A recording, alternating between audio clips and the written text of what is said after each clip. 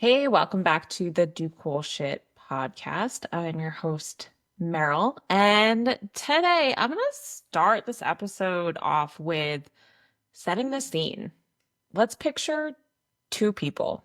They start their fitness and wellness journey at the same time.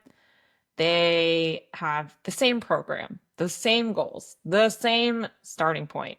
6 months later, one person is crushing PRs, their body composition has changed, they feel more confident than ever, and they have no concern of going backwards. And the other one quit after 3 weeks. So what's the difference here? Because it's not genetics or luck or strictly discipline. It's mindset. Your mindset isn't just this positive thinking fluff. It's actually the operating system that determines whether you build the life where you feel unstoppable or you stay stuck in the same patterns forever. And I know that sounds dramatic, and it's not. I see it time and time again when I work with people, and time again, people tell me that the big game-changing aspect is the mental. So by the end of this episode, you're going to know exactly what mindset trap you're kind of falling into and how to break free from it, specifically when it comes to fixed mindset versus growth mindset. These are the two really big mindsets that I find kind of run people's life. Fixed mindset is a mindset that is like, I am who I am, or I am what I am. This is just how I'm built. It's this core belief system that this is just how it is and things can't change. And this is related to abilities, intelligence, strength. Everything is set in stone. We hear things with language like, I'm not good at this. I'm not a morning person. I just don't have good genetics. This is just who I am. The behaviors that are associated with having a fixed mindset is avoiding challenges, giving up quickly, seeing effort as proof of inadequacy, and more that we're going to get into later. And the result is staying exactly where you are, or even feeling worse because change just feels impossible. Again, the belief system is that it's not possible. So you don't really go into anything that's going to help you change. Now, alternatively, there is growth mindset. And this is a core belief that's I am who I am becoming, that abilities can be developed through effort and through learning, that you're constantly evolving and expanding and growing.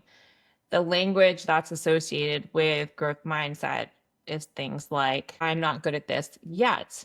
I'm learning to be a morning person. I've been working with what I got and I can get better and do better with more practice. The behaviors are things like embracing challenges, persisting through setbacks, seeing effort as a path to mastery. And the result is that the people who kind of flex their growth mindset, because I really think of it like a muscle, is they're becoming the person who does things that they maybe have never thought were possible. And again, why this matters so much is because your mindset quite literally determines what actions you'll take and what you'll avoid. And the truth is, and I will tell you that I experienced this in my very own life, is that most people are living in this fixed or with this fixed mindset without even realizing it. And that was very true for me. And I see this happen with people I work with often. The truth here is that your fixed mindset keeps you quote unquote safe. It keeps you in the familiar. It keeps you, kind of comfortable because it's predictable and it's not actually comfortable. Growth mindset really makes you unstoppable. Here's how I see this show up in real life for people. In the gym, for example, fixed mindset, I'm just not strong, versus growth mindset, I'm not strong yet. Fixed, avoiding exercises that you suck at, versus growth mindset of people are seeking out weak points so they can get better. People with fixed mindsets are giving up after a bad workout or if something didn't go the way that they wanted it to go, versus people with growth mindsets are using those days, those quote unquote bad days, just as data and kind of expecting that they're part of it and maybe even breaking it down to see if they could do anything better next time or correlating why it may not have been that ideal or expected day. A fixed mindset example would be, I can't do pull-ups. I've never been strong enough.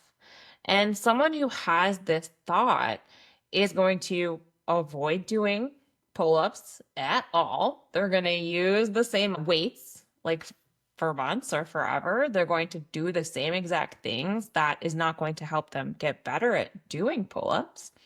They're going to stay exactly as strong as they were before, not progressing, versus someone who has a growth mindset where they're saying, I can't do pull-ups yet.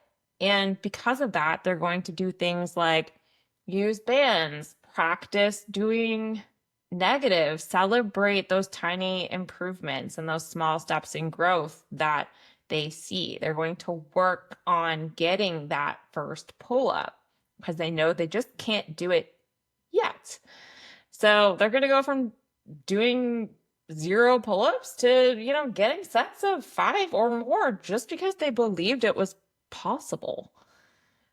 Because honestly, the only difference between I can't and I can is that word yet. And this is such a game-changing small little word that we're going to get into. And that willingness to suck at something long enough to get good at it. Some examples in nutrition that we see is someone with a fixed mindset will say, I have no willpower, versus someone with a growth mindset will say something like, I'm learning what works best for my body. Someone with a fixed mindset has a lot of all or nothing thinking when it comes up. And this is something I see so often with people, especially in their nutrition. One slip up means a total failure. The whole day is a wash. I'm going to start tomorrow. Versus a growth mindset is progress, not perfection. Maybe there was a slip up. Hey, what can I learn from this? And what's the next best step that I can take? Someone with a fixed mindset has this belief or is continually saying things like, I can't stick to anything. Versus someone with a growth mindset may think, hey, what can I learn from this pattern that I've been repeating? A specific fixed mindset example in here is, I'm just not good at meal planning. I've always been disorganized. I've always started and never been able to follow through. So that person is going to order takeout. They're going to beat themselves up over that. And they're going to continue to repeat that cycle. And they stay trapped in the same eating patterns because they're blaming their personality. Versus someone with a growth mindset may say something like, I'm not good at meal planning yet, but I'm learning. And because of that, they're going to try doing things like batch cooking food. They're going to have some fails. They will adjust their approach and then they're going to keep experimenting. And because of that, they will develop systems that work for their life and they're going to build confidence in the kitchen. In health habits, there may be someone with a fixed mindset who's saying something like, I'm just not a morning person. I could never work out before work. And because of that, they're never going to try a morning workout because they assume that it's impossible for them to do. And then they're going to stay stuck in this inconsistent evening routine, making excuses when life gets busy. Versus someone with a growth mindset may say, you know what, I'm not a morning person yet, but I want to learn how to be one. And so they experiment with things like their bedtime routine. They try some different morning routines and see what works for them. They adjust what their expectations are. And because of that, they become someone who works out at 6 a.m. and maybe wonders why they waited so long to do that. Having a fixed mindset makes you a victim of your circumstances, where having a growth mindset makes you kind of the author of your story. You're actively creating your life. And then one last example here, something that I see often is when it comes to people in relationships, where someone with a fixed mindset may say something like, I can't say no to anyone. I'm just a people pleaser.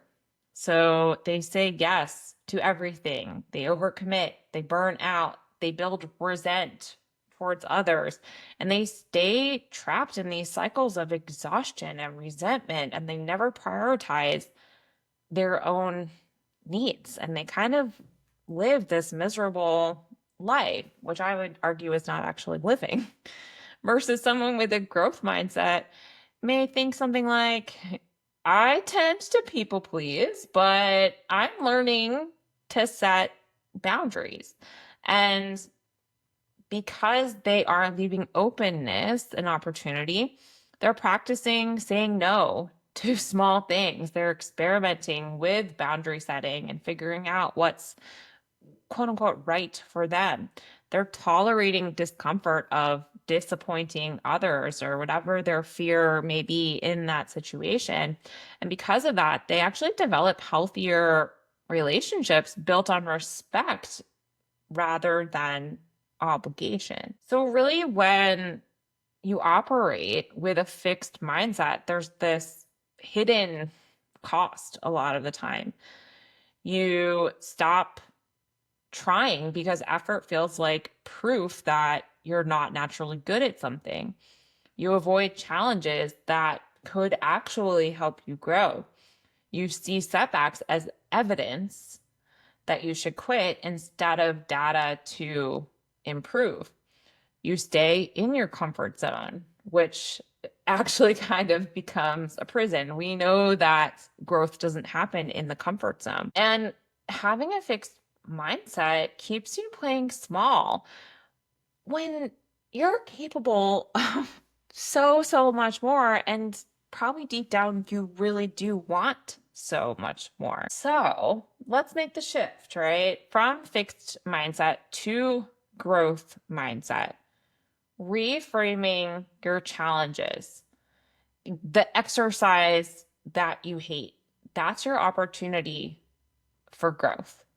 The nutrition habit or behavior that you can't nail or you feel like you just can't get it down, that's your next skill to develop. The area in life where you feel like you are struggling, that is where your next focal point is, and that real work begins.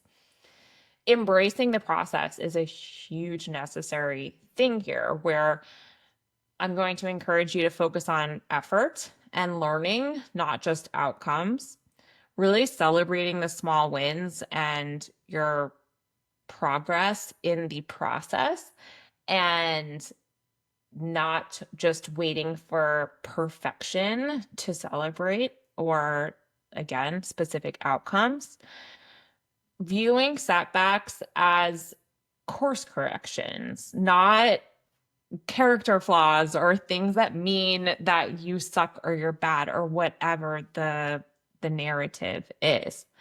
And the really big thing is paying attention to the language that you're using. That 3-letter word that I mentioned earlier, the massive power of the little word yet.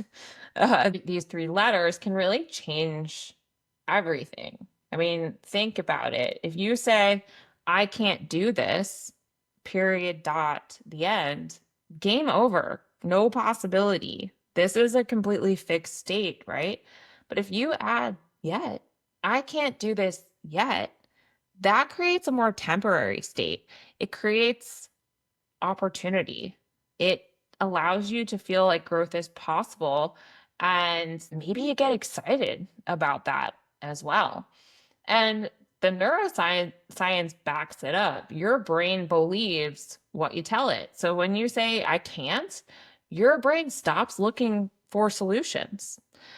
But if you add that word get, it keeps the door open and it signals your brain that this is a skill to develop, not a limitation to accept. And there's this compound effect that every time you do that, every time you shift your language or you add the word yet onto something, you're actually training your brain to see possibility instead of limitation. And that, my friend, is a so much better place to be living in. Yet is it's a word, and it's not just a word. It is kind of like this empowering portal to this new version of yourself. Saying things like, these are things I hear from people, real client examples. I can't lift heavy versus I can't lift heavy yet, where people have quite literally gone from never deadlifting or never squatting before to deadlifting, squatting their body weight in way shorter amount of time than they ever thought they could.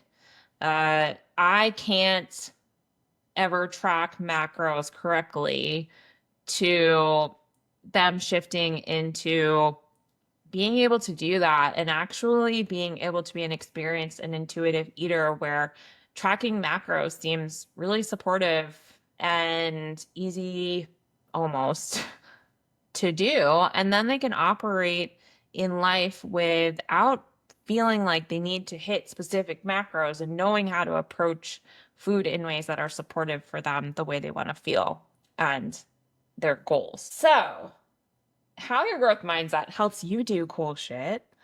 It makes you experiment instead of quit. Where if you have a fixed mindset, you're going to try something once. If it doesn't work perfectly, you give up. Think about this. Think about how that has come up in your life. Versus if you operate with a growth mindset, you may try something. If it doesn't work, you would ask yourself, hey, what else can I learn from this? And then adjust, try it again, do better, and continue. It helps make you more resilient versus kind of keeping you in this fragile state where if you're operating with a fixed mindset, setbacks are kind of proof that you're just not cut out for this or you're in the wrong area or you shouldn't have done that anyway, something like that. Again, think about where this has come up for you in your life. Versus if you have a growth mindset, setbacks are just data points and they're part of the path. They're part of that process and journey to getting better at something or even mastering something. It makes you curious instead of defensive. So a fixed mindset, feedback feels like criticism and it actually triggers defensiveness and it kind of keeps you below the line as we talked about in the last episode, where a growth mindset, feedback is information. It helps you get better. It helps you improve faster. And yeah, you may have a little bit of reactivity if you get feedback that you don't like. However, when you have growth mindset, you can get past that reactivity pretty quickly into responsiveness and use that information. Having a growth mindset doesn't just change what you can do. It changes who you are becoming. The cool shit that happens when you shift is you try new things because it's an opportunity to learn about yourself and you can trust that the worst things won't happen. You push through plateaus because you know improvement is always possible. You inspire others because people are drawn to those who keep growing and people who are persistent. You start to actually take on challenges that scare you because you know it's an opportunity for growth. I hear this from my clients all the time as they say, yeah, that really scared me and I wanted to say no, so I knew I had to do it. Failure becomes fuel instead of a stop sign.